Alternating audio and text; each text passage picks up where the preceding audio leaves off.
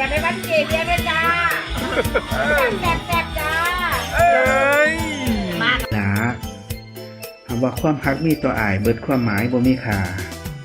อยากเลิกล่าก็บอกอายบ่หมายหลังให้อีหลายางนำดอกครับแพงเอ้ยทุกละกรรมมันก็ทนเต็มที่สุขที่มีก็บ่เคยมากายบอกว่ามือหลายหักกับบักอายมีแต่ลมจมลงที่ดินคุณนะอีหลาก็เลยอยากไปวินหาที่พึ่งหาหนทางเก่าอย่างใหม่บอกว่าเบิดใจกับบักอายขอล่าลางไปห่างกันแล้วไปตามลม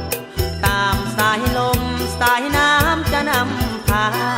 ทุกข์หรือโศกแล้วแต่โชคชะตาน้ำหยดฟ้าไม่เห็นฝั่งเห็นแดนชีวิตเอ๋ยเป็นคือเรือโดนเกินหักแล้วจำใจฟื้นคิดไว้แล้วบ่แม่บางมือเบาเม็ดธรณี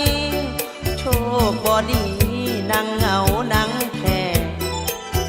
คนรักหวังแต่งกันเป็นแฟ